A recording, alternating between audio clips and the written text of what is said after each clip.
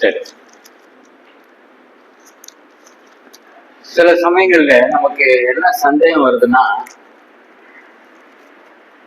என்னை பொறுத்த மட்டும் நான் இது செய்யறது சரிதான்,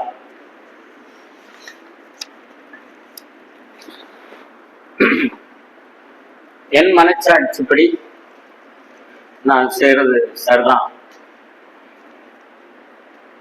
சில சமயத்துல என்ன நினைக்கிறோன்னா, மற்றவர்கள் சபையார் அல்லது மற்றவர்கள் அவங்க பார்வைக்கு நான் சரியா இருக்கிறேன், மற்றவருடைய பார்வைக்கு சபையாரா இருக்கலாம், குடும்பத்தார் இருக்கலாம், அவங்க பார்வைக்கு நான் செய்யறது சரி. ஆனால் எது சரியா இருக்குன்னா, கர்த்தருடைய பார்வையில எது சரி, இன்னைக்கு இப்ப பார்க்க போகிறோம்.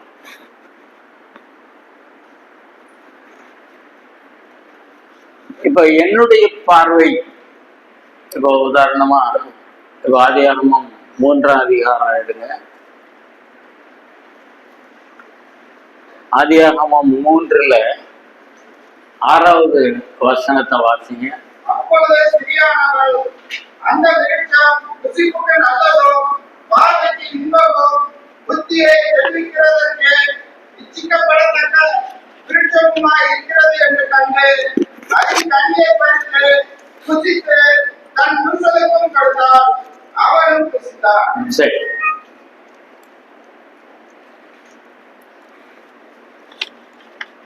ஒரு அழகான பழம். இந்த பழங்களை பார்க்கும் பொழுது என்னைக்காவது ஆண்டவரை நினைச்சிருக்கீங்களா? பழக்கடைக்கு போறீங்களா? பழக்கடைக்கு போய் என்னைக்காவது ஆண்டவரை நினைச்சது என்னையா போனோம்னா ஆப்பிள் 1/2 கிலோ கொடுங்க, ஆரஞ்சு கொஞ்சம் கொடுங்க, இல்லையா மாம்பழம் எல்லாம் முடிஞ்சு போச்சு, அப்ப இதெல்லாம் வாங்கிட்டு வந்துடுறோம். ஆனா ஒரு காரியம் நினைக்கணும், இதையெல்லாம் உண்டாக்கினவர் யார்? இப்போ நம்ம ஊர்ல இருக்கிற பழம் ஏதோ ஒரு சில எத்தனை வெரைட்டி இருக்கும், ஒரு 6-7 வகையான பழம் தான் இருக்கும். ஆனா இன்னும் எத்தனையோ விதவிதமா, இப்ப பெங்களூர்ல இருந்தெல்லாம் சகோதரர்கள்லாம் வேலை பார்க்குறீங்க, அங்க இருந்து வர்றீங்க, அங்க உள்ள பழங்கள் இதை விட இன்னும் நல்லா, அது என்னன்னு தெரியல. நான் சில சமயங்கள்ல அங்க போயிருக்கும்போது நீங்க கிரேப்ஸ், அந்த சீட்லெஸ் கிரேப்ஸ், அந்த மாதிரி பழங்கள்லாம் பார்க்கும்போது நம்ம பக்கத்துல உள்ளதை விட அங்க இன்னும் நல்லா இருக்கும். அந்த பெங்களூரை விட இன்னும் ஆஸ்திரேலியா மாதிரி இடங்கள்ல எல்லாம் ஆப்பிள், இப்ப நம்ம ஆப்பிள் மரம் பார்த்துருக்கீங்களா? நம்ம ஊர்ல ஒரு 2-3 தான் இருக்கும், இங்க கிடையாது.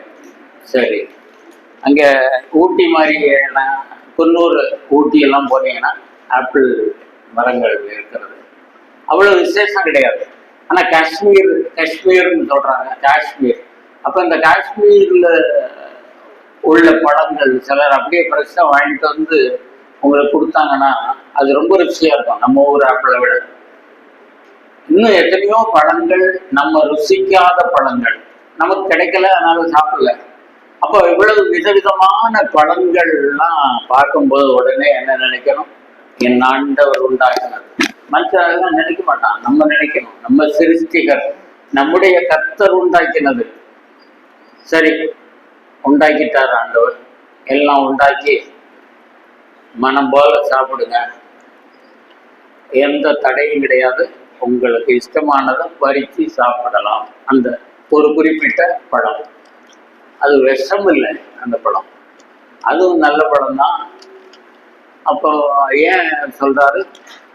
கீழ்ப்படியதானா? அடிக்கடி நான் சொல்ற உதாரணம், வீட்டில் பண்டம் அல்லது பலகாரம் நம்ம சொல்றோமா, ஸ்நாக்ஸ்ன்னு சொல்றாங்க. அப்போ இந்த மாதிரி பலகாரங்கள் ஸ்நாக்ஸ் எல்லாம் வாங்கிட்டு வந்திருக்காரு அப்பா, ராஜபாளையத்துல இருந்து குமரன்ல வாங்கிட்டு வந்திருக்காருன்னு வைங்க. அப்போ வாங்கிட்டு என்ன சொல்லிட்டு போறாரு, அல்லது அம்மாவும் அப்பாவும் வாங்கிட்டு நான் உள்ள வச்சிருக்கேன், நாங்கள் இங்கே ஒரு வீட்டுக்கு போயிட்டு 1 ஹவர்ல வருவோம், நான் எடுத்து தருவேன், அது வரைக்கும் யாருக்கும் டப்பாவை திறக்காத. அப்போ அவங்க ஸ்கூட்டர் சத்தம் கேட்டுரும். போன பிறகு என்ன செய்வான், லேசா குலுக்கி பார்ப்பான் டப்பா. ஒரு மாதிரி உடங்குது, என்ன வாங்கிட்டு வந்தாரோ அதை லைட்டா. அப்போ இந்த டெம்ப்டேஷன், அப்ப கர்த்தர் அந்த அப்பா ஏன் சொல்லிட்டு போறாரு, உங்களுக்கு தான், எங்களுக்காக நாங்க வாங்கிட்டு வரல பலகாரங்கள்லாம், உங்களுக்கு நான் வந்து எடுத்துறேன். ஏன்னா 3 பேர் இருப்பாங்க, 4 பேர் இருப்பாங்க, அவங்களுக்குள்ள சண்டை போட்டு கிடப்பாங்க. நான் வந்து ஒருத்தருக்கு என்ன, அப்போ செய்யக்கூடாது என்று சொல்லுகிறதை செய்ய வேண்டும் என்பது நமக்குள்ளே இருக்கக்கூடிய ஒரு காரியம். இந்த சுகர்காரங்களுக்கு எது மேல பிரியம் இருக்கும் தெரியுமா? ஜிலேபி மேல பிரியம். கல்யாண வீட்டுக்கு போனா பாயாசம் வாங்காம வீட்டம்மா சொல்லி விட்டுருப்பாங்க, போனா பாயாசத்தை பார்த்தா இந்த காஞ்ச மாடு கம்புல விழுந்த மாதிரி குடிக்காதிரும், உமக்கு நல்ல மரியாதையோட தான் சொல்லி விட்டுருப்பாங்க, உமக்கு ஒத்துக்காது, குடிக்காம வரும்.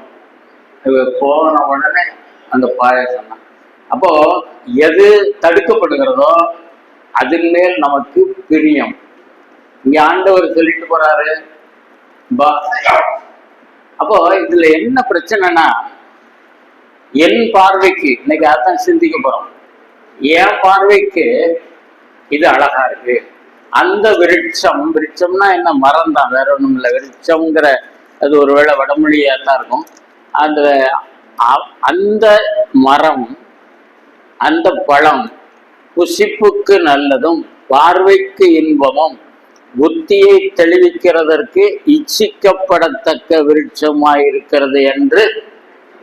இந்த புத்தி எங்கிருந்து வந்துச்சு? ஞானோதயமா? 2 வருஷத்துக்கு முன்னாடி பாருங்க, அவன் அவனுக்கு மேற்படியான்னு பேர் வச்சிருக்காங்க.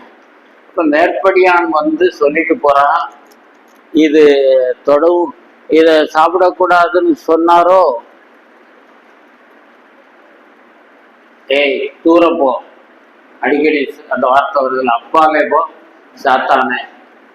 அல்லது இன்னொரு இடத்துல சொல்றாரு, எனக்கு பின்னாக போ சாத்தானே. அது எங்க வருது? பேதுரு சொல்ற, உங்களுக்கு எல்லாம் சிலுவை மரணமே வரக்கூடாது. அப்போ தூர போயிரு.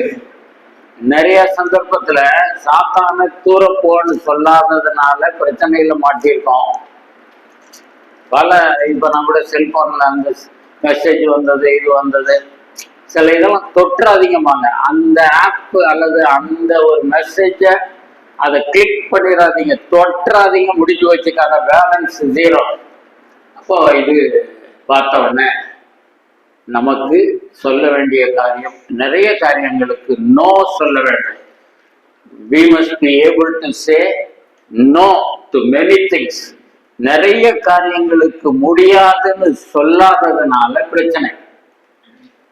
என் பார்வைக்கு, இவளுடைய பார்வைக்கு, ஏவாளுடைய பார்வைக்கு எது தடுக்கப்பட்டதோ அது அழகா இருந்தது. அவள் சாப்பிட்டா நல்லா இருக்கும்,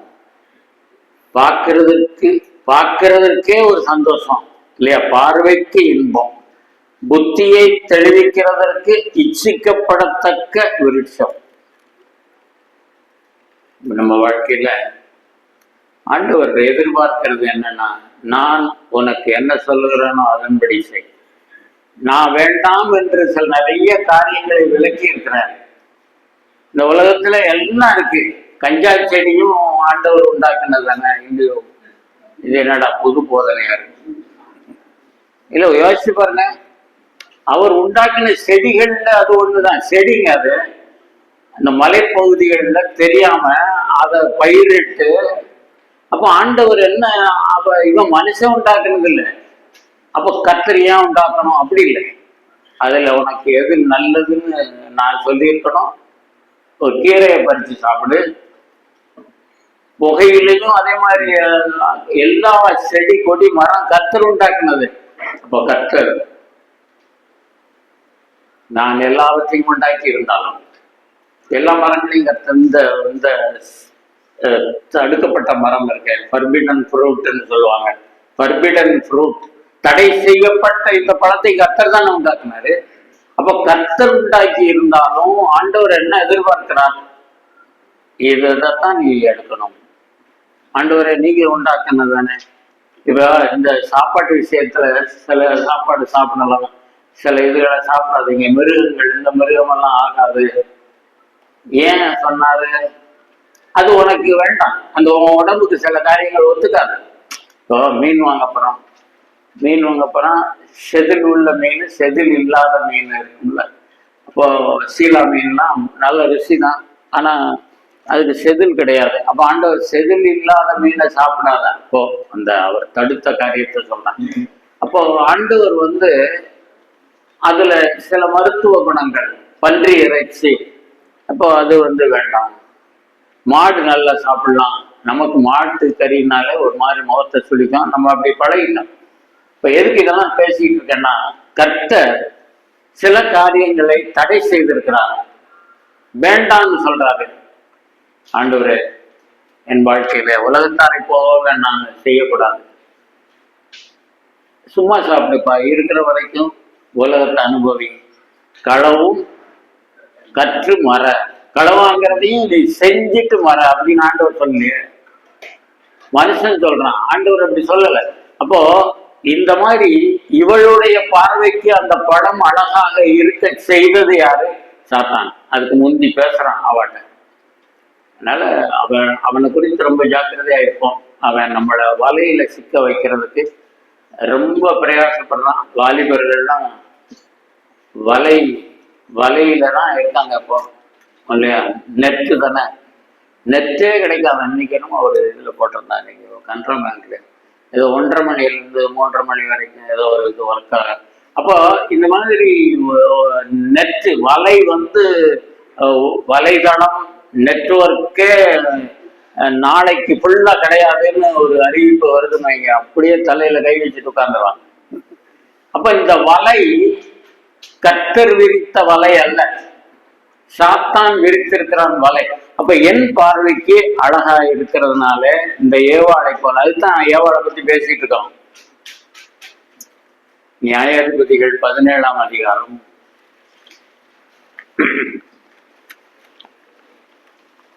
நியாயாதிபதிகள் 17ஆம் அதிகாரம். அந்த அதிகாரத்தை முந்தி ஒருக்கா பார்க்கும்போது வீட்டுல போய் படிச்சு பாருங்க. நிறைய பிரசங்கமார்கள் சொல்லிட்டு போயிருக்காங்க தெரியுமா?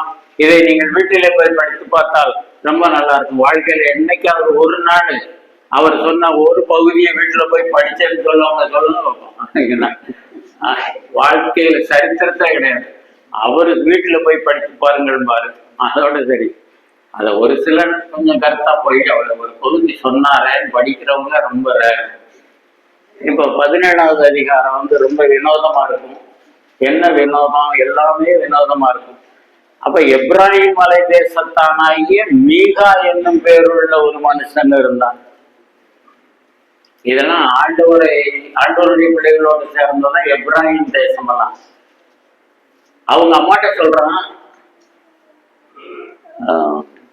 உன்கிட்ட 1100 வெள்ளிக்காசு களவு போயிடுச்சு இல்லம்மா, வீட்டுல சில சமயம் இருக்கிற பணம் காணாம போயிடும், உண்டியல்ல இருக்கும் அல்லது பர்சில் இருக்கும். வீட்டுக்காரர் பர்சில் உள்ளதுல கொஞ்சம் 1500 ரூபா நோட்டுல 2 நோட்டு காணாம போயிடும் திடீர்னு. பொதுவாக சொல்றேன், இது இங்க நான் பைபிளை விட்டு வெளியே போய் கதையெல்லாம் பேசல, இங்க போட்டு வீட்டுல இருந்த ரூபாயை காணும். அப்போ போச்சு இல்லம்மா உங்க வீட்டுல, நம்ம வீட்டுல 1100 வெள்ளிக்காசு களவு போயிடுச்சான். அப்ப என் காது கேட்க சாபம் போட்டீங்கல்லம்மா, நான் தான் எடுத்தேன். ஏன் சொல்றான்? பஸ்ல ஏன் டிக்கெட் எடுக்கிறான் தெரியுமா? எடுக்கலைன்னா கேவலம். அது கொஞ்சம் பேர் பஸ்ல டிக்கெட் எடுக்கலைன்னா பிடிபட்டா கேவலம். இங்க இவன் ஏன் ஒத்துக்கிட்டான் உண்மைய? அவங்க அம்மா சாபம் போட்டான். எவன் இந்த ரூபாய் எடுத்தானோ அவன் நல்லா இருக்க மாட்டான், அவனுக்கு இப்படி நடக்கும் அப்படி நடக்கும் சாபம் போட்டவனே பயந்துட்டான், அதனால ஒத்துக்கிட்டான். நம்ம சாபத்துக்கு பயந்து ஒத்துக்கிட வேண்டாம். ஆண்டவரே நான் தப்பு செஞ்சுட்டேன். அப்ப இவன் என்ன செய்யறான்? அம்மா நான் தான் எடுத்தேன். சரி, உடனே அம்மா ஆசீர்வாதம் வழங்குறாங்க பாருங்க. 17:2 கடைசியில, என் மகனே நீ கர்த்தரால் ஆசீர்வதிக்கப்படுவாய். அப்பா கர்த்தர்லாம் வராது உள்ள. அப்பா இது அவங்க ஆண்டவருடைய பிள்ளைகள்ங்கிற மாதிரி தெரியுது. உடனே அந்த காசை திருப்பி கொடுத்துட்டான். உடனே அவ பாருங்க, கொஞ்ச நேரத்துக்கு முன்னாடிதான் கர்த்தரால் ஆசீர்வதிக்கப்படுவான்னு சொல்லிட்டு இந்த ரூபாயை வச்சு நம்ம ஒரு ஃப்ரிட்ஜ் வாங்குவோம் அல்லது வேற ஏதாவது ஒரு பொருள் வாங்குவோம்டா, வீட்டுக்கு பிரயோஜனமான. அதெல்லாம் இல்லை. இதை வைத்து அவன் என்ன வாங்குறா பாருங்க, என்ன செய்யறான்? வெட்டப்பட்ட ஒரு சொரூபம், வார்ப்பிக்கப்பட்ட ஒரு விக்கிரகம். பாருங்க, அந்த வார்த்தையெல்லாம் வினோதமா இருக்கும். இப்பதான் கர்த்தரால் ஆசீர்வதிக்கப்படுவான்னு சொல்லிட்டு இதை வச்சு நீ இது செய்ய போறியா? வெட்டப்பட்ட ஒரு சுரூபம், வார்ப்பிக்கப்பட்ட ஒரு விக்கிரகத்தை உண்டு பண்ண. அந்த வார்த்தையெல்லாம் கவனிங்க. நான் என் கையில் இருந்த இந்த வெள்ளியை, எவ்வளவு வெள்ளி? 1100 வெள்ளி காசு, என் மகனுக்காக, படிப்புக்காக, செலவுக்காக இல்லை, என் மகனுக்காக முற்றிலும். என்னங்க ஒண்ணு விளங்குதான் விளங்கல. என் பையனுக்காக ஒப்பு கொடுத்தேன். என்ன செய்யறதுக்கு? சாமி சிலை செய்யறது. இவங்கெல்லாம் என்ன கணக்குல? முதல்ல கர்த்தர் பேர் வருது, அடுத்து விக்கிரகம் வருது. உடனே தாய்க்கு திரும்ப கொடுத்தான். வெள்ளி 200 வெள்ளி காசு எடுத்து தட்டான் கையில. ஆசாரி, தங்க ஆசாரி, அந்த இரும்பு ஆசாரின்னு சொல்றோம்ல, அந்த மாதிரி அவர் கையில கொடுத்து, அவன் அதனாலே வெட்டப்பட்ட ஒரு சுரூபத்தையும் வாரிப்பிக்கப்பட்ட ஒரு விக்கிரகத்தையும் பண்ணினான். அவைகள் மீகாவின் வீட்டில் இருந்தது. உடனே ஒரு சாமிக்கு ஒரு என்ன அறை? பூஜை அறை. இதெல்லாம் வேதக்காரங்க வீட்டுல கிறிஸ்டியன்ஸ் வீட்டுல நடக்குன்னு சொல்றோம்ல, அது மாதிரி. உடனே ஒரு ஏபோத்து 5வது வசனத்துல பாருங்க. அந்த ஏபோத்தெல்லாம் அப்புறம் கிடையாது. அதுல ஆசாரியனுடைய ட்ரெஸ்ல இருக்கும். அதை வச்சு கர்த்தருடைய சித்தத்தை அறிந்தார்கள் ஆரம்பத்துல. அப்புறம் அது இல்லை. சுரூபங்களை உண்டு பண்ணி தன் குமாரரில் ஒருவனை பிரதிஷ்டை பண்ணினான். எப்பா, நீதான் பாஸ்டர். பாஸ்டர் எதுக்கு பூஜை பண்ணணும்? வெட்டப்பட்ட விக்கிரகத்துக்கும் வார்ப்பிக்கப்பட்டதுக்கும். என்னடா இது ஒன்றும் விளங்க மாட்டேங்குது. அப்படித்தான் இருந்தது. ஏன் தெரியுமா? காரணத்தை பாருங்க. முக்கியமான வசனம் 6வது வசனத்தை வாசிங்க. 6வது.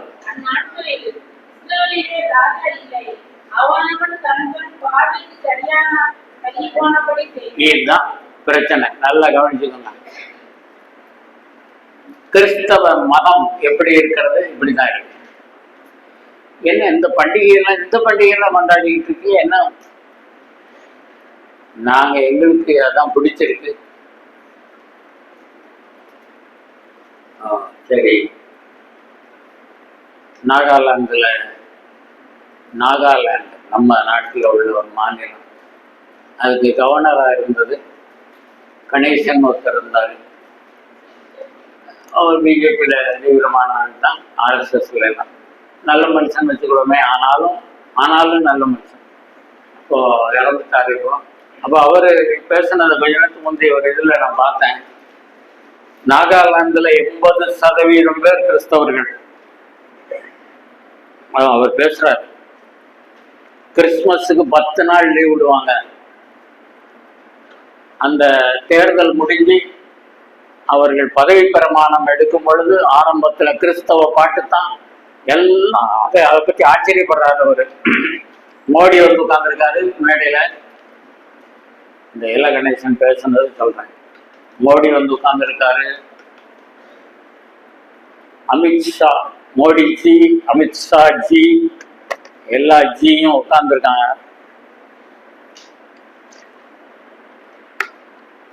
இந்த கொஞ்ச நாளைக்கு முந்தைய நடந்த எலெக்ஷன்ல இப்போ அவர் சொல்றாரு, எனக்கு ரொம்ப ஆச்சரியமா இருந்தது. முழுக்க ஒரு கிறிஸ்தவ நிகழ்ச்சி ஒண்ணு இவங்க தடை பண்ண. அவர் என்ன சொல்றாரு? இவர்கள் கிறிஸ்தவர்கள் 80% பேர் நாகாலாந்துல. ஆனா அவங்க யாருக்கும் மற்றவங்களுக்கு தடை எதுவும் இடைஞ்சல் பண்ண மாட்டாங்க. மற்ற மதத்தினரை ஒன்றும் சொல்ல மாட்டாங்க.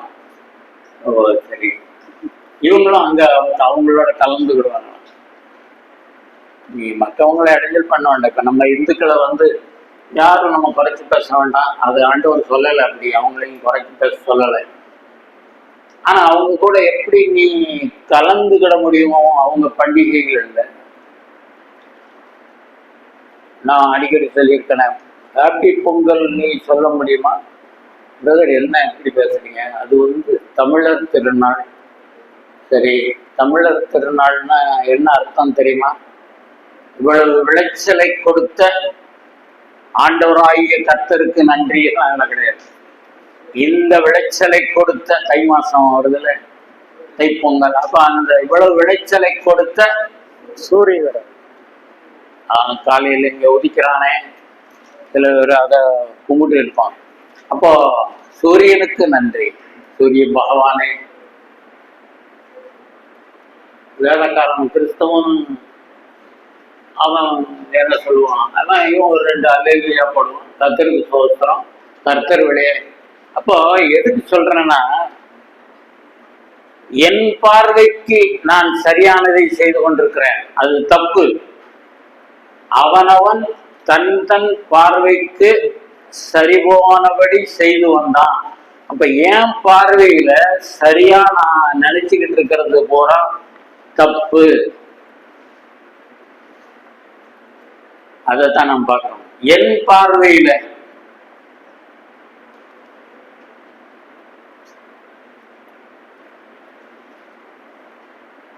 நம்ம எங்க போனாலும் அதை ஞாபகத்தில் வச்சுக்கணும். எனக்கு இஷ்டமானபடி சிலர் சம்பாதிப்பாங்க. மாசத்துக்கு 50,000 மாச சம்பளம், சில ஆசிரியர்களுக்கெல்லாம் 1,00,000க்கு மேல சம்பளம். அவரு சம்பாதிச்சுட்டு வருவாரு. இந்த கலெக்டர் ஆபீஸ்ல ஒரு அதிகாரியா இருப்பாங்க. இவங்க சரி சந்தோஷம், எவ்வளவு நாளும் சம்பாதிக்கட்டும். இங்க வீட்டுக்கு ஒரு பொழுது ஒரு பொருளை வாங்கணும்னு நினைக்கிறாரு அவரோ அந்த அம்மாவோ. இப்ப எதுக்கு இது அனாவசிய செலவுன்னு வீட்டுக்காரரோ அந்த அம்மாவோ சொல்லும் போது என்ன பதில் வரும் தெரியுமா? நான் சம்பாதிக்கிறேன், நான் செலவு பண்றேன், இன்னொன்னு அதோட முடிச்சிருங்க, அது என் இஷ்டம். முடிஞ்சு போச்சா? கதை முடிஞ்சு போச்சு. உங்களுக்கு எந்த உரிமையும் கிடையாதுங்க. நீங்க சம்பாதிக்கிறதுல எந்த பொருளை வேணாலும் வாங்கிறதுக்கு ஆண்டவரை ஏற்றுக்கொண்ட பிள்ளைகளுக்கு சிறிது கூட உரிமை கிடையாது. என்னங்க பிறகு நாங்க சம்பாதிக்கிறீங்க. ஆண்டவர் என்ன சொல்றாரு தெரியுமா? என் சாமர்த்தியமும் என் கைப்பலனும் இதை சம்பாதிக்கிறது, இதை எனக்கு கொடுத்ததுன்னு சொல்லாத. நீ சம்பாதிக்கிறதற்கான பலனை கொடுத்தது அவர்.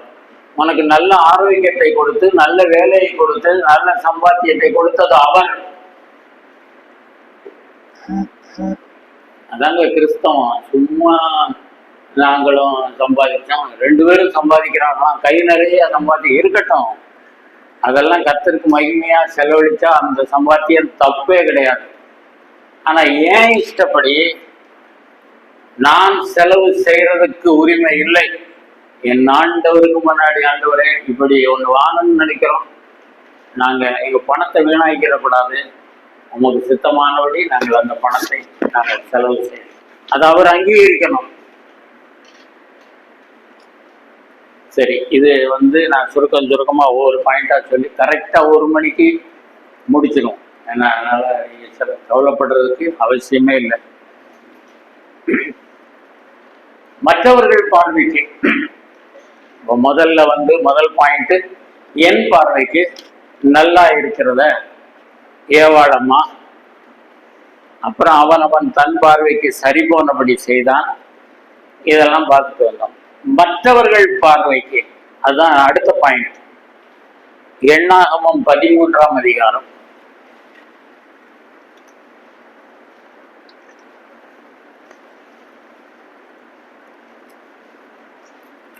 எண்ணாகமம் 13ஆம் அதிகாரம் 30ஆம் வசனத்திலிருந்து வாசிங்க.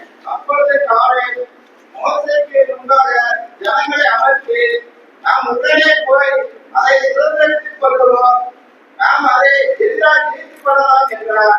அவரோடு கூட போய் வந்த மனிதரோ, நாம் போய் அந்த ஜனங்களோடு எதிர்க்க நம்மாலே கூடாது, அவர்கள் நம்மை பார்த்து பலவான்கள் என்றார்கள். நாங்கள் போய் சுற்றி பார்த்து வந்த அந்த தேசம் தன் குடிகளை வச்சிக்கிற தேசம். நாங்கள் அதை கண்ட ஜனங்கள் எல்லாரும் மிகவும் பெரிய ஆட்கள். அங்கே ராட்சத பிறவியான ஏழாம் குமாரராகிய ராட்சதரையும் கண்டோம். நாங்கள் எங்கள் பார்வைக்கு வெட்டு கிளியைப் போல் இருந்தோம், அவர்கள் பார்வைக்கும் அப்படியே இருந்தோம் என்று சொல்லி, இப்படி இஸ்ரவேல் புத்திரருக்குள்ளே தாங்கள் சுற்றி பார்த்து வந்த தேசத்தை குறித்து துர்ச்செய்தி பரம்ப செய்தார்கள்.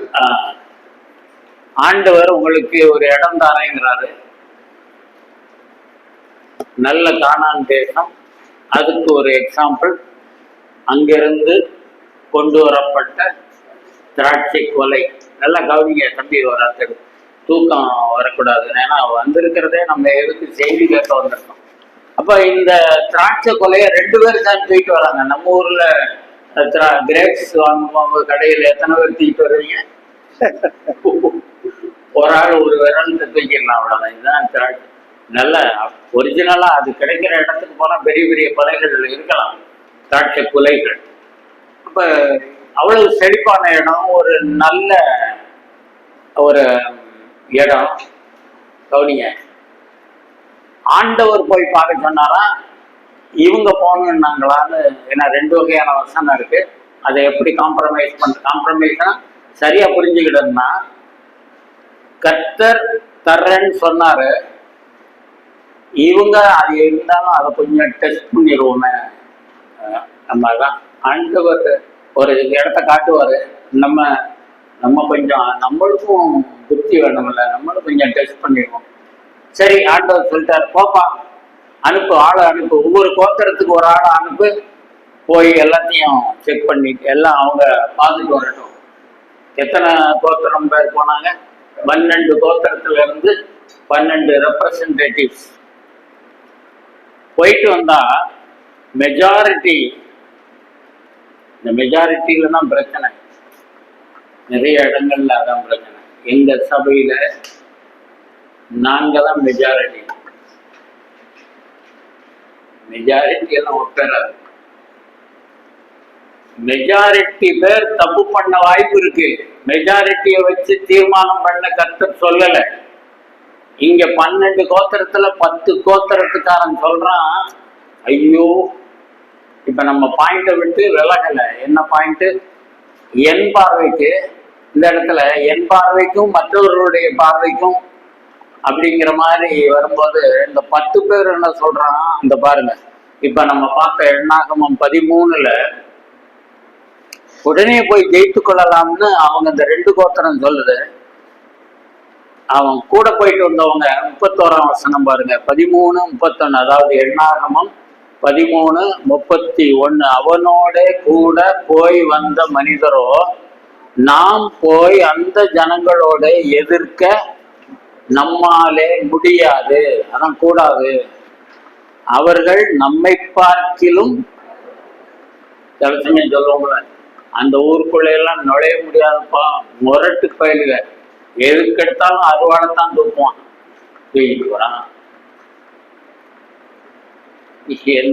அறுவாடை. அப்போ இந்த ஊழியங்கள்ல எல்லாம் போயிருக்கோம். அப்படி போகும்போது நான் நிறைய சில இடங்கள் சொல்லுவோம், அந்த ஊருக்குலாம் வேண்டாம், அது ஒரு மாதிரிப்பட்ட பயிர் கர்த்தனமோடு இருக்கிறார்.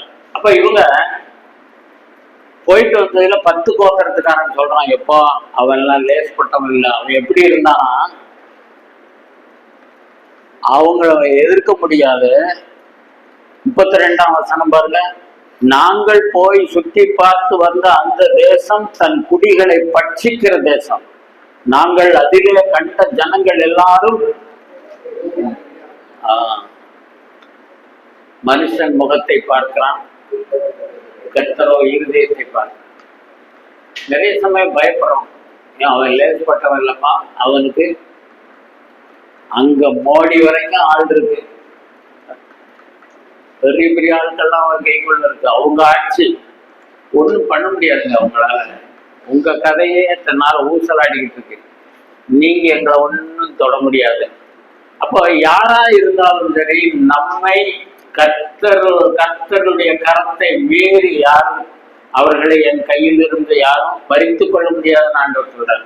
இப்போ இவன் கதை பரப்புறான் பாருங்க. ஒரே அவங்க எல்லாம் லேஸ்பட்ட வகையில ராட்சச மாதிரி இருக்கான். இதுதான் பிரச்சனை. அங்க ஒரே எல்லாரும் அழுகையும் புலம்பலும். இந்த இடத்துக்கு நம்மளை கூட்டு போறாராம்ல ஆண்டவர். சரி, இப்ப நம்ம சிந்திக்க ஆரம்பிச்ச பாயிண்ட்டுக்கு வருவோம். 33ஆம் வசனம். அங்கே ராட்சத பிறவியான ஏனாக்கின் குமாரராகிய ராட்சதரையும் கண்டோம். நாங்கள், அந்த வார்த்தையை நல்லா கவனிங்க, எங்கள் பார்வைக்கு அத்தனை பேருக்கு முன்னாடி நாங்க போய் நின்னமே, எங்களை பார்த்தா வெட்டுக்கிளி மாதிரி இருந்துச்சான். இது யாருடைய கணிப்பு? எங்க கணிப்பு.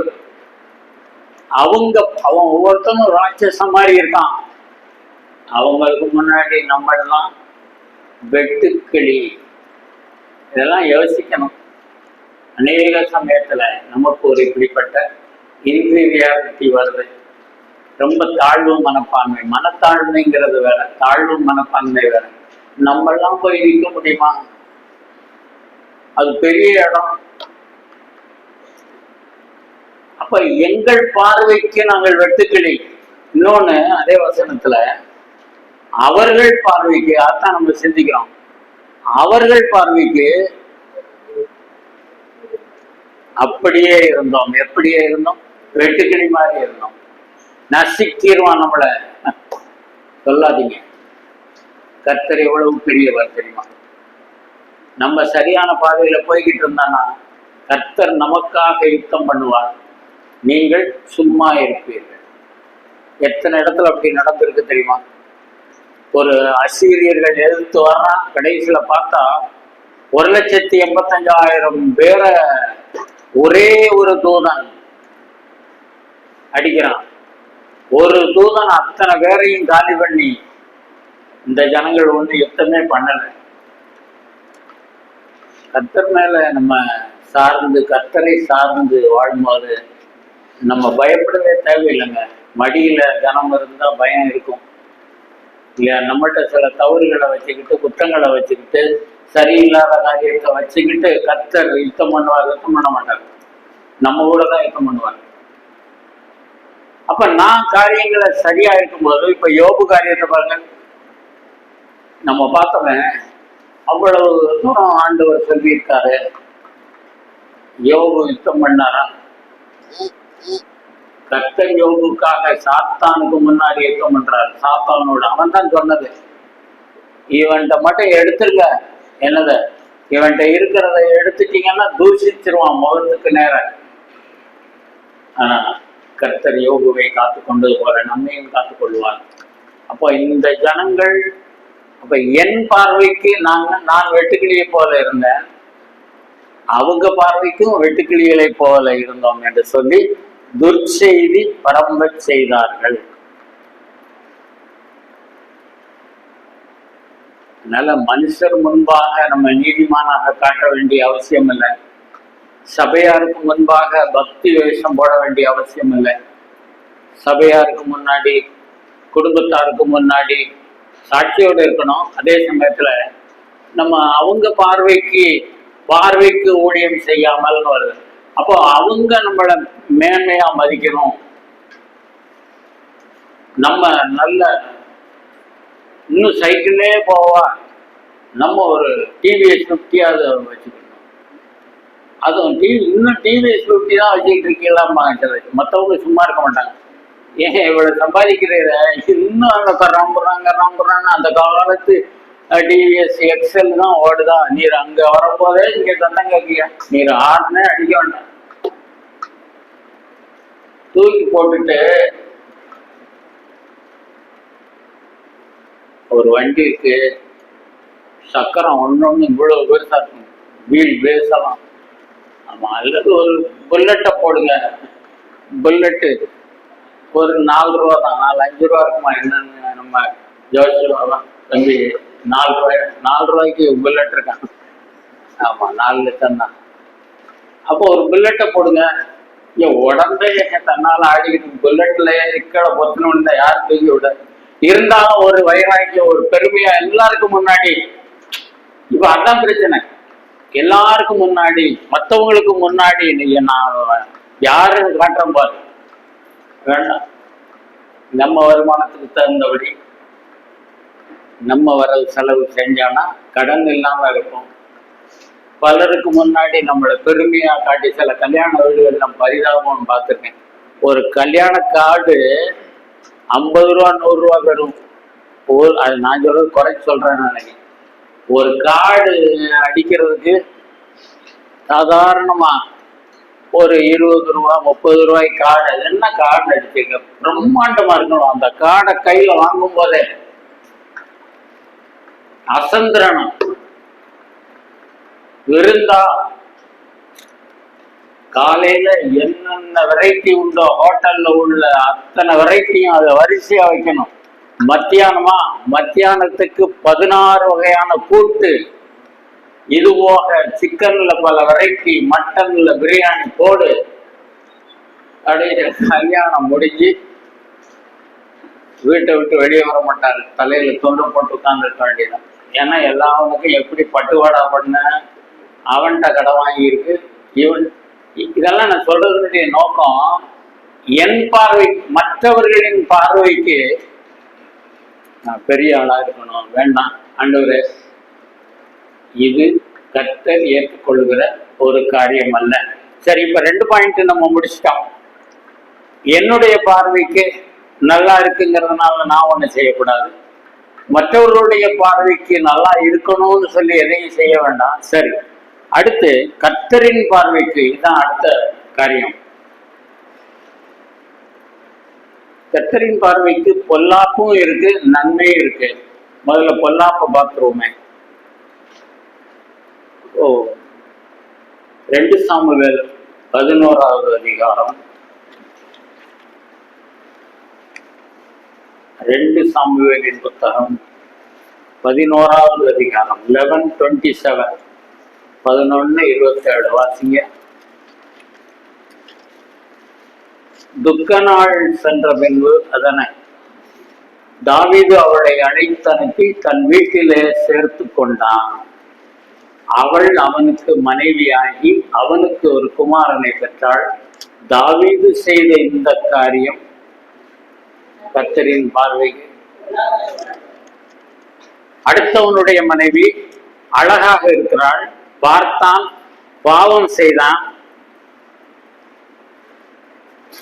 அதை விட அக்கிரமம், அவளை புருஷனை கொன்று போடுகிறதற்கான சதி திட்டம் தீட்டி போரில் இவனை முன்னால விடுங்கடா. எவ்வளவு துணிகரம் பாருங்க, துணிகரத்துக்கு மேல துணிகரம். அப்போ அவ்வளவு அக்கிரமத்தின் உச்சகட்டம். கர்த்தர் ஒண்ணும் செய்யலைங்க. சொல்லியிருப்பார் ஆரம்பத்துல, ஏய் உனக்கு என்ன சொல்லிருக்கு, என்னுடைய கட்டளை உனக்கு தெரியாதா? எதுவுமே அந்த நேரத்துல காதுல ஏறாது. பாவம் செய்யும் பொழுது, அக்கிரமம் செய்யும் பொழுது துணிகரத்தின் மேல் துணிகரம். நம்ம காரியத்தை நடத்திக்கும் போது யார் ஆலோசனை சொன்னாலும் கேட்க மாட்டோம். சபையார் சொல்லுவாங்க, அவர் சொல்லுவாரு, வேண்டாம் இந்த திருமணம் வேண்டாம், இந்த காரியத்துல ஈடுபடாத. இல்ல அதெல்லாம் பார்த்துக்கலாம், நான் பார்த்துக்கிடுவேன். பெரிய தலைகுனிவுங்கிறது மட்டும் இல்ல, பெரிய அக்கிரமம். ஒண்ணு நடக்காத மாதிரி. அதுல என்ன இருக்கு? இதெல்லாம் சகஜம்தான். ஆமா, கர்த்தர் சும்மா இருக்க மாட்டார், எல்லாத்தையும் பார்த்து கொண்டிருக்கிறார். நாம் செய்கின்ற அக்கிரம காரியங்கள் மற்றவர்களுக்கு தெரியாத என்று செய்கிற அவ்வளவும் புத்தகங்கள் திறக்கப்பட்டன சொன்ன மாதிரி எல்லாத்தையும் டைரியில் எழுதுறாரு. யாருதான் யோக்கியமா இருக்கான்? இது ஒரு டைலாக். தம்பி இப்படி செய்யக்கூடாது, இன்னைக்கு கிறிஸ்தவன் யாருதான் வைக்க மாட்டான், எங்கேயும் தப்ப முடியாது. எல்லாம் அங்க நம்ம பேர் போட்டு எழுதியிருக்காரு. பைபிள்லே பாருங்க, இன்னார் மகன், இன்னாருக்கு பிறந்த இன்னார் மகன் இந்த தப்பு பண்ணான்னு பைபிள்ல இருக்கு. எனக்கு அந்த பகுதியிலாம் பார்க்கும்போது ஆகா எப்படி ரெக்கார்ட் ஆயிருக்கு. அப்போ அங்கேயே ரெக்கார்ட் ஆயிருக்கும் போது ஒரு விசுவாசியை பத்தி ரெக்கார்ட் ஆகாம இருக்குமா? இன்னார் பிறந்த இன்னார் மகன் இன்னாரு, 3 இன்னார் இருக்காரு. ஒன்னும் எங்கேயும் சொல்ல முடியாது. அப்படி இல்லை பிரதர், நானு அப்போ அப்படி நினைக்கல. இப்ப நம்ம வாசிச்ச வசனத்தை பாருங்க, 11ஆம் அதிகாரம் 27வது வசனத்துல, துக்க நாள் சென்ற பின்பு தாவீது அவளை அழைத்தனுப்பி தன் வீட்டிலே சேர்த்து கொண்டான். உனக்கு என்ன உரிமை? அடுத்தவன் மனைவிய நீ வீட்டுல சேர்த்துக்கிறதுக்கு உனக்கு என்ன உரிமை இருக்கு? அடுத்தவன் மனைவியோட பழகிறதுக்கு என்ன? சிஸ்டர் எப்படி இருக்கீங்க? உடம்பு நல்லா இருக்கு, நாங்க ஜெபம் பண்றோம், அவ்வளவுதான். இடத்த காலி பண்ணணும். அப்போ இப்படி அவன் அந்த புருஷன் இல்லாத நேரத்தில் அந்த வீட்டுக்கு போயிருந்த நிறைய ஊழியர்கள் அந்த தவறுகள்ல ஈடுபடுகிறதை பார்க்கிறோம். அப்போ புருஷன் இல்லாத நேரத்துல அந்த வீட்டுக்கு உள்ள காலடி எடுத்து வைக்க கூடாது. இல்ல ஜெபம் பண்ண போறான், நீ அக்கிரமம் பண்ண தான் போவ, ஜெபம் பண்ண முடியாது அங்க. அப்போ அவங்க அப்படிதான் போட்டிருக்கு பாருங்க, துக்க நாள் சென்ற பின்பு. இத்தனை நாள் துக்கம் அனுஷ்டிக்கணும் காத்துக்கிட்டே இருந்திருக்கான். ஏன்டா நீ உட்கார்ந்து இந்த நீ துக்கப்படணும்ல, ஆண்டவரே இப்படி செஞ்சிட்டனே, இப்படி பாவம் செஞ்சிட்டனேன்னு உனக்கு அது துக்க நாளா இருக்கணும், அவளுக்கு துக்க நாள். எல்லாம் ஃபார்மாலிட்டி தானே. புருஷனை கொண்டுட்ட, அவளை உன்னோடு சேர்த்து கொள்ளுற காரியம். அப்ப நீ இத்தனை நாளும் அவளுடைய துக்க நாள் முடியட்டும், அவளை எனக்கு மனைவி ஆகி. கர்த்தரிடத்துல ஒண்ணு தப்ப முடியாது. ரொம்ப ஒண்ணும் நடக்காத மாதிரி அவளுக்கு மனைவி ஆகி அவள் ஒரு குமாரனை பெற்றால் ரொம்ப சந்தோஷம். ஓ பரவாயில்லையே, கர்த்தர் ஒரு குமாரனை பிள்ளையை கொடுத்திருக்கிறார், கர்த்தருக்கு சோதனை. அப்புறம் நாத்தான் வந்து சொல்றான், ஏய் நீ பண்ண அக்கிரமத்துக்கு உனக்கு பிறந்த பிள்ளை முடிங்க வேதிய நிச்சயமாய் சாகும் இருக்கு. அந்த 12வது அதிகாரத்துல இருக்க அவன் வந்து எல்லாம் எச்சரிப்பு, உன் உயிரை காத்ததே பெரிய காரியம் ஆண்டவர் அவ்வளவு சொல்லிட்டு 14, 12, 14 வாசிங்க. ஆனாலும் இந்த காரியத்தினாலே கர்த்தருடைய சத்துருக்கள் புசிக்க நீ காரணமாய் இருந்தபடியினால் உனக்கு பிறந்த பிள்ளை நிச்சயமாய் சாகும் என்று சொல்லி நாத்தான் தன் வீட்டுக்கு போய்விட்டான். அவ்வளவுதான்.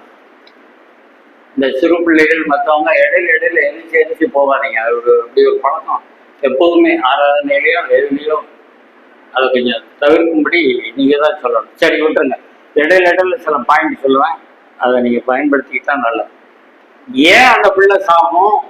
இந்த நீ பண்ண அக்கிரமம் முதல்ல, அடுத்து அவன் கணவனை நீ காலி பண்ணிட்ட, இந்த அக்கிரமத்தின் நிமித்தம் தூஷிக்கிறான். சுத்தி இருக்கவன்லாம் என்ன சொல்றான்?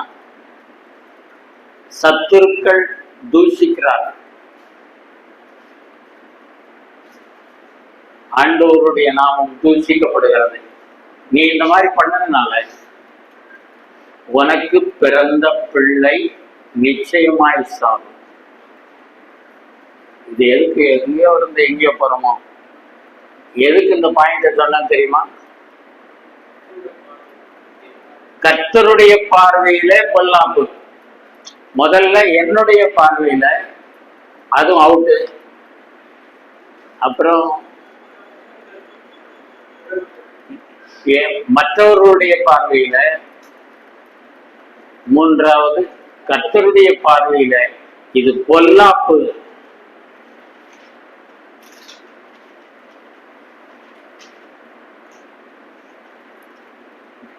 நியாயாதிபதிகள் 6:1 வாசிங்க.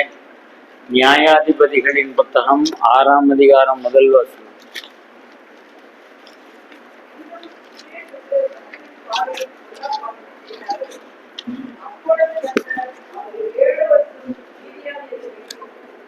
பாத்தீங்களா, நியாயாதிபதிகள் 6வது அதிகாரத்துல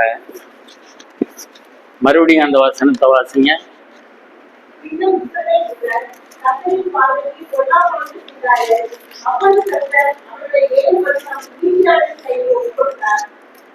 சரி, இன்னைக்கு யுத்தம் நடந்துட்டு தான் இருக்கு. பாலஸ்தீனியர்களை ஒருத்தனை விட மாட்டேங்க. சின்ன பிள்ளையோ பெரிய ஆளோ எல்லாத்தையும் காலி பண்ணிடுவாங்க. இஸ்ரவேல் அதை பத்தி நமக்கு ஒன்றும் புரியல. எங்க அவங்க நாட்டை நாங்க கைப்பற்றல, எங்க இடத்துல இருக்கிற அவங்கள காலி பண்றாங்கிறாங்க. அது யாருமே ஒன்றும் பண்ண முடியாத அளவுக்கு அங்க நிலைமை இருக்குது. இந்த இஸ்ரவேல் ஜனம் பெரிய நிலைமையில அன்றைக்கு காணப்படும் பொழுது கர்த்தர் என்ன சொல்றாரு? உங்களுக்கு நான் என்றைக்கும் துணை நிற்பேன்னு சொன்னது உண்மைதான்.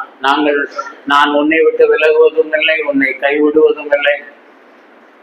ஆனா ஒரு கண்டிஷன், ஒரு நிபந்தனை. நீ எனக்கு கீழ்ப்படிஞ்சா உன்னை கைவிட மாட்டேன். பண்றதெல்லாம் பண்ணிட்டு சில வீடுகளில் ஏற்படும், கர்த்தர் உன்னை கைவிட மாட்டார். கைவிடுவாரா? கைவிட மாட்டாரு. நிச்சயமா கைவிடுவாரு. கீழ்ப்படிஞ்சா கைவிட மாட்டாரு. அவருக்கு பயந்து நாம் வாடும் பொழுது நம்மை நிச்சயமா கைவிட மாட்டார். அப்ப இப்ப என்ன வாசம்? இஸ்ரவேல் ஜனம் துணிகரமா நிறைய காரியங்களை செஞ்சாங்க, கர்த்தர் கைவிட்டார். அதனால சும்மா டேக்கன் ஃபார் கிராண்டட்னு சொல்றோம்ல, அதெல்லாம் நமக்கு சொந்தம், இந்த வசனம் எல்லாம் நமக்கு சொந்தம்னு எல்லா வசனத்தையும் எடுக்க முடியாது.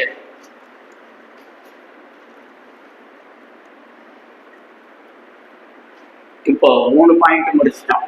4வது பாயிண்ட், இப்போ முதல்ல என்னுடைய பார்வைக்கு, 2வது மற்றவர்களுடைய பார்வைக்கு, 3வது கர்த்தருடைய பார்வைக்கு பொல்லாப்பு, 4வது பாயிண்ட் கர்த்தரின் பார்வைக்கு செம்மையானது.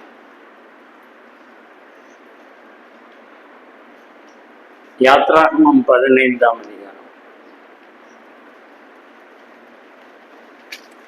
யாத்ராகமம் 15ஆம் அதிகாரம்.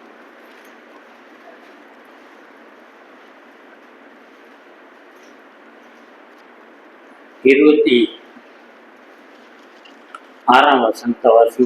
நீ உன் தேவனாகிய கர்த்தரின் சத்தத்தை கவனமாய் கேட்டு அவர் பார்வைக்கு செம்மையானவைகளை செய்து அவர் கட்டளைகளுக்கு செவி கொடுத்து அவருடைய நியமங்கள் யாவையும் கைக்கொண்டால் நான் எகிப்தியருக்கு வரப்பண்ணின வியாதிகளில் ஒன்றையும் உனக்கு வரப்பண்ணேன். நானே உன் பரியாரியாகிய கர்த்தர் என்றார். கண்டிஷன், அதான் கண்டிஷன் சில தப்பான அர்த்தத்துல சொன்னாங்க. அவர் ரொம்ப கண்டிஷனான வார்த்தையா இருக்குமாங்க. அப்படி கண்டிப்புக்கும் கண்டிஷனுக்கும் சம்பந்தம் இல்லை. கண்டிஷன்னா நிபந்தனை. நீ இத்தனை மாசத்துல திருப்பி தர்றதா இருந்தா நான் உனக்கு ரூபா தரேன்னு சொல்லுவாங்க. அது மாதிரி நீ கர்த்தருடைய பார்வை, அதுல என்னென்ன வார்த்தை எல்லாம் போட்டிருக்கு? நீ உன் தேவனாகிய கர்த்தரின் சத்தத்தை கவனமாய் கேட்டு அவர் பார்வைக்கு செம்மையானவை, அதான் நம்ம சிந்திக்கிறோம். அவர் பார்வைக்கு செம்மையானவைகளை செய்து அவர் கட்டளைகளுக்கு செவி கொடுத்து அவருடைய நியமங்கள் யாவையும் கை கொண்டால், எகிப்தியருக்கு வந்த வியாதி உனக்கு நான் வரவிட மாட்டேன். நானே உனக்கு டாக்டர். பரிகாரின்னா டாக்டர், பிசிஷியன். இங்கிலீஷ் பைபிள்ல பிசிஷியன் இருக்கும். டாக்டருக்கு பிசிஷியன் சொல்லுவாங்க. பிசிக்ஸ் வேற, இது பிசிஷியன். அப்போ என்ன இதெல்லாம் சொல்றாரு? எதுக்கு தெரியுமா? கொஞ்சம் இதுக்கு முந்தி ஒரு காரியத்தை பத்தி பிரச்சனை வந்துருச்சுங்க. அதையும் பார்த்து முடிச்சிருவோம், நமக்கு இன்னும் 10 நிமிஷம் இருக்கு. அவர்கள் மாறாவிலே வந்தபோது 23ஆம் வசனம், மாறாவின் தண்ணீர் கசப்பா இருந்ததினால் அதை குடிக்க அவர்களுக்கு கூடாதிருந்தது. அதனால் அவ்விடத்துக்கு மாறா என்று பெயரிடப்பட்டது. அப்போ தண்ணி தாகமா இருக்கு, குடிக்க போனா ஒரே கசப்பா இருக்கு, என்ன செய்யலாம்? உடனே முறுமுறுப்பு. சாப்பாட்டுல வீட்டுல அன்னைக்கு மட்டன் எடுத்து கொடுத்தாச்சு, பிரியாணி போட்டாச்சு, எல்லாம் ரெடி, சாப்பிட உட்கார்ந்தாச்சு. சாப்பிட வாயில எடுத்து வச்சா உப்பே போடலை. பிரியாணிக்கு உப்பு போடலைன்னா எப்படி? இதுக்குத்தான் நான் 600 ரூபாய்க்கு மட்டன் எடுத்து கொடுத்தேன். நீ எங்க சமையல் கத்துக்கிட்ட? உங்க அம்மா உனக்கு இப்படித்தான் சமைக்க பாருங்க, எங்க பிரச்சனை போகுதுன்னு பாருங்க. உங்க அம்மா உனக்கு இப்படித்தான் செய்ய சொல்லி கொடுத்தாளா? கண்ட ஆரம்பிக்கிறான். இல்ல சில சமயம் ஒரே உப்பு காடா இருக்கும். நிறைய உப்பத்தான் உப்பு காடுங்கிறது, புள்ளக்காடுன்னு சொல்றோம்ல நம்ம, புள்ளக்காடு, சத்தக்காடு, ஒரே உப்பு குப்பையில ஓடுது இல்லைங்க. கர்த்தர் கொடுத்திருக்கிற ஆகாரத்தை குறித்து நம்ம கமெண்ட் அடிக்க கூடாது. சபையில சாப்பாடு கொடுத்தாலும் சரி, எது கொடுத்தாலும் என்ன போட்டாங்க இந்த இடம் ஒன்றும் சரி, மதியம் சாப்பிட்டு வீட்டுக்கு போய் அதை பற்றி பெரிய ஒரு லிஸ்ட் போடக்கூடாது. சரி, ஏதோ ஒரு இதில் உப்பு குடிச்சு இதில் உப்பு படல, அவ்வளோதானே.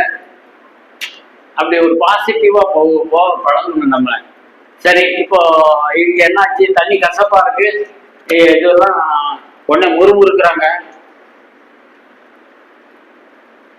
ஒரு சிம்பிள் இது கொடுக்குறாரு, ஒரு ரெமெடி. என்ன கொடுக்குறாரு? ஒரு மோசே கர்த்தரை நோக்கி கூப்பிட்டாங்க. அதான் சொல்யூஷன். எந்த பிரச்சனைக்கும் ஆண்டவரே இப்படி ஒரு பிரச்சனை இருக்க வீட்டுல, இப்படி ஜனங்களுக்கு தண்ணி பூரா ஒரே கசப்பா இருக்க, என்ன செய்ய ஆண்டவரே? நேரம் உடனே அவன் எங்க போகணுமோ அங்க போற பாருங்க. ஆண்டவரை நோக்கி கூப்பிட்டான். அப்பொழுது கர்த்தர் மோசேக்கு ஒரு மரத்தை காண்பித்தார். இதாங்க அறிவாளிகள் எல்லாம் முட்டாள் ஆக்குறதுக்கு இதுதான். உலகத்துல அறிவாளிகள் நினைச்சுக்கிட்டு இருக்காங்க, பெரிய படிச்சவன், பெரிய மேதை. அவன் என்ன சொல்லுவான்?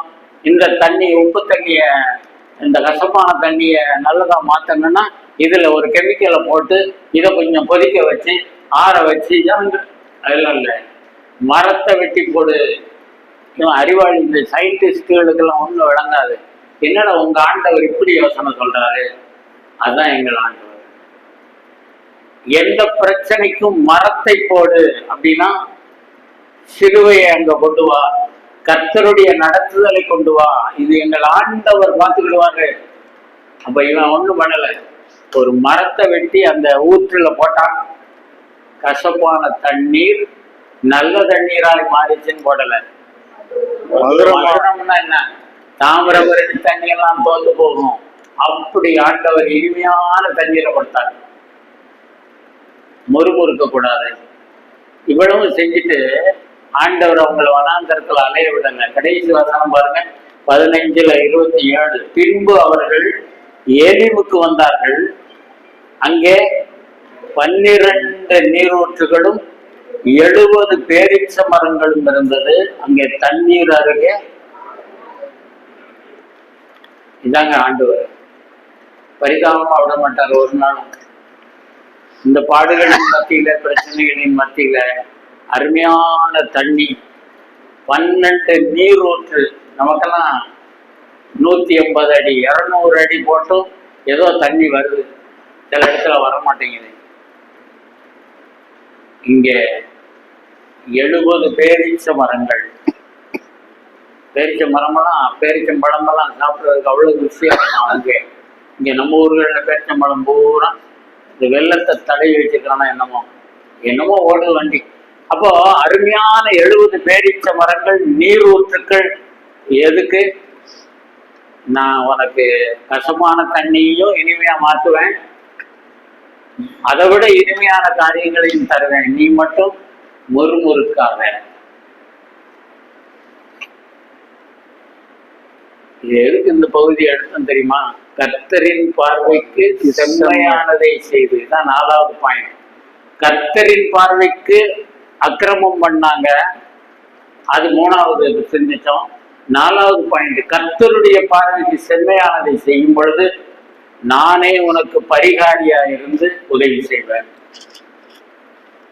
கடைசியா ஒரு பகுதி, அதே கர்த்தரின் பார்வைக்கு செம்மையிலேயே 1 பேதுரு 3:4. 1 பேதுரு 3ஆம் அதிகாரம். வர 1 பேதுரு 3:4 வாசிங்க. இருக்கிற சாந்தமும் அமைதலுள்ள ஆவியாரின் இதயத்தில் மறைந்திருக்கிற குணமே உங்களுக்கு ஆதாரமாய் இருக்க கடவுளே. இதுவே தேவனுடைய பார்வையில் விலையேறப்பட்டது. போதும். இப்போ இதை மட்டும் சிந்திச்சு நம்ம முடிக்கலாம். 1 பேதுரு 3ஆவது அதிகாரத்துல நம்ம 4வது வசனத்தை பார்க்கறதுக்கு முந்தி 3வது வசனத்தையும் சேர்த்தாதான் புரியும். முடியை பின்னி மயிரை பின்னி பொன்னாபரணங்களை அணிந்து உயர்ந்த வஸ்திரங்களை உடுத்திக் கொள்ளுதலாகிய புறம்பான அலங்கரிப்பு அலங்காரம் அல்ல. ரொம்பையும் போட்டு முடிய பின்னீங்கன்னா இந்த மாதிரி தான்,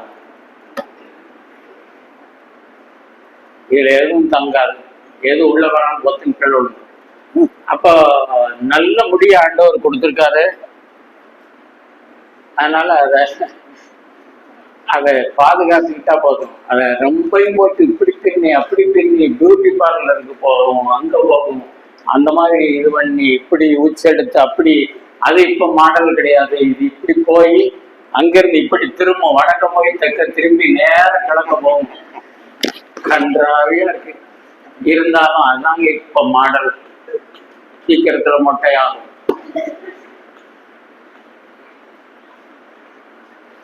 நான் எதுக்கு இதெல்லாம் சொல்றேன்னா, அழகா சீவிட்டு போக வேண்டியது, அது தப்பு இல்லை. அதை ரொம்பையும் போட்டு இங்க போட்டிருக்குங்க. நான் பைபிளை அப்பதே சொன்னேன், பைபிளை விட்டு வெளியே போகல. முடிய பின்னி பொன்னாபரணங்களை அணிந்து, அதுலயும் ஒரு லிமிட்டு. ஒரு சாதாரணமா ஒரு செயின் கூட போட விடாம இருக்காங்க சிலர். நீ நம்மளும் அது போடக்கூடாது. காதுல கழுத்துல எதுவும் போடாம ஒன்றும் போடாம மொழி மாதிரி நீ போ, இதுதான் கர்த்தர் சொல்றாரா? எங்க சொல்லியிருக்காரு? அந்த அலங்காரம் உனக்கு வேண்டாம். அப்படின்னா பார்க்கறதுக்கு நீ ஒரு விசுவாசி மாதிரி இருக்கணும். அப்போ அது அந்த அலங்காரத்தை பாருங்க. முடியை பின்னி பொன்னாபரணங்களை அணிந்து உயர்ந்த வஸ்திரங்களை உடுத்திக் கொள்ளுதல்.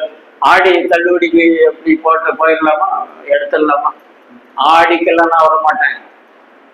நான் அங்க போய் போத்தீஸ் போய் ஒரு எனக்கெல்லாம் ஒரு 5000 6000த்துக்கு அதெல்லாம் முடியாது. இன்னும் நல்ல பூர்ணதா ஒரு நல்ல ஒரு ட்ரெஸ்ஸு. ஒரு கருத்து சொல்றாரு, எதுனாலும் எதை வாங்கினாலும், ஒரு வீடு கட்டினாலும் சரி, ட்ரெஸ் போட்டாலும் சரி, நகை அணிந்தாலும் அது என் தகுதி, என் குடும்ப தகுதினா என்னுடைய சம்பாத்தியம், எனக்கு வருகிற வருமானம். என் ஆண்டவருக்கு இந்த மாடல் பிடிக்குமா? அந்த மாடல் ஒரு மாதிரியா போகுத வேண்டாம். நான் ஒரு விசுவாசி மாதிரி, நான் ஒரு விசுவாசி மாதிரி என்னுடைய புறத்தோற்றமும் இருக்கணும்.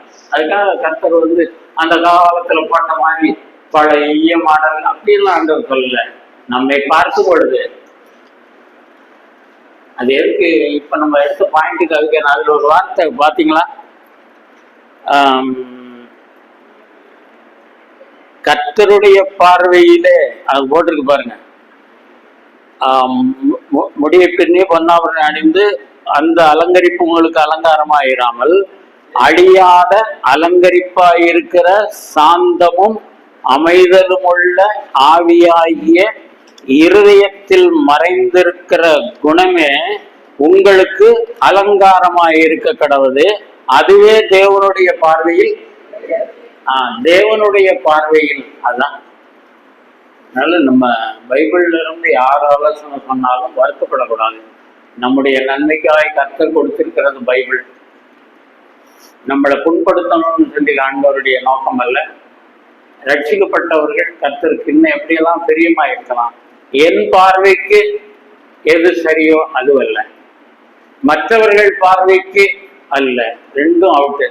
மூணாவது, கர்த்தருடைய பார்வைக்கு பொல்லாப்பானதை செய்த அநேக ராஜாக்கள் இருக்கிறார்கள், அநேக கர்த்தருடைய பிள்ளைகள் இருக்கிறார்கள், அதுவும் அல்ல. எல்லாத்தையும் டிக்கு இன்ட்டு மார்க் போடுறார். செல்லாது. எது செல்லும்? கர்த்தருடைய பார்வையில எது விலையேறப்பட்டதோ. நமக்கே நல்லா தெரியும். தெரியலனாலும் கேளுங்க, ஆண்டவர்கிட்ட சொல்லுவார். ஒவ்வொரு காரியத்திலும் உமக்கு பிடித்தமாக, உமக்கு பிரியமாய் என்னுடைய வாழ்க்கை இருக்கணும் ஆண்டவரேன்னு ஒரு ஆசையோடு கேட்கும்போது கர்த்தர் அதை நிறைவேற்றி தருவார். இந்த நாளை உங்களோடு செலவிட கர்த்தர் கிருபை செய்தார். ஆண்டவருக்கு நான் நன்றி செலுத்துகிறேன். என்னை அழைத்த அருமையான பொறுப்பாளர்களை அவர்களுக்கு நன்றி சொல்கிறேன். நாம் கேட்ட வார்த்தைகள் எல்லாம் நினைச்சு ஆண்டவருக்கு பிரியமாய் வாழ கர்த்தர் கிருபை செய்வார். ஜெபம் பண்ணி முடிக்கலாமா? அன்புள்ள பிதாவே, எங்களை தாழ்த்துகிறோம். நாங்கள் எவ்வளவு குறைவுள்ளவர்களாக இருக்கிறோம் ஆண்டவர். நாங்கள் இன்னும் நன்றாக இருக்க வேண்டும்.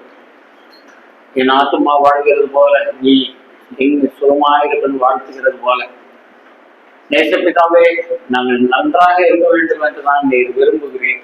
உமக்கு பிரியமாய் வாழ வேண்டும் என்று விரும்புகிறேன். என்னுடைய பார்வைக்கோ மற்றவர்களுடைய பார்வைக்கோ இல்லை ஆண்டவரே. உம்முடைய பார்வையிலும் பொல்லாப்பானது ஒருபோதும் நாங்கள் செய்யக்கூடாது. உம்முடைய பார்வையில செம்மையானதை செய்ய வந்திருக்கிற ஒவ்வொரு பிள்ளைகளுக்கும் உதவி செய்யும். பிரம்ம சபையை ஆசீர்வதி. அநேக பரிசுத்தவான்கள் இங்கே வந்து செய்தி கொடுத்திருக்கிறார்கள். அநேகம் சத்தியங்களை கேள்விப்பட்டிருக்கிறோம். அதன்படி வாழ எங்களுக்கு ஞாபகப்படுத்தும், பலப்படுத்தும். இந்த சபையை ஆசீர்வதி. சுகவீனத்தோடு பலவீனத்தோடு யார் யார் இருக்கிறார்களோ ஒவ்வொருவரையும் பலப்படுத்தும். சபையில் உள்ள வாலிப பிள்ளைகள், வாலிப தம்பிமார் ஜாக்கிரதையாகி வாழ உதவி செய்யும். சிறு பிள்ளைகளை, வயதானவர்களில் பெரியவர்கள் ஒவ்வொருவரையும் நடுத்தர வயதினரையும் உம்முடைய கர்த்தரை ஒப்புக் கொடுக்கிறோம். நீரை ஆசீர்வதித்து வழி நடத்த வேண்டும் என்று எங்கள் கர்த்தரும் அறிஞர்களுமாகிய இயேசு கிறிஸ்துவின் மூலம் மிகவும் தாங்கியுடன் கெஞ்சி கேட்கிறோம் பிதாவே. ஆமென். என் ஆத்துமாவே கர்த்தரை ஸ்தோத்திரி, என் முழு உள்ளமே அவருடைய பரிசுத்த நாமத்தை ஸ்தோத்திரி. என் ஆத்துமாவே கர்த்தரை ஸ்தோத்திரி, அவர் செய்த சகல உபகாரங்களை மறவாதே. துதி கனமாய் மறுமக்கே ஓயல்லாமுமே ஓயல்லாமுமே துதி கனமாய் மறுமக்கே ஓமேரே ராஜாவே ஸ்தோத்ரம் ஸ்தோத்ரம் ஸ்தோத்ரம் ஸ்தோத்ரம் ஸ்தோத்ரம் ஸ்தோத்ரம் ஓமேரே ராஜாவே துதி கனமாய் மறுமக்கே ஓயல்லாமுமே ஓயல்லாமுமே துதி கனமாய் மறுமக்கே ஓமேரே ராஜாவே.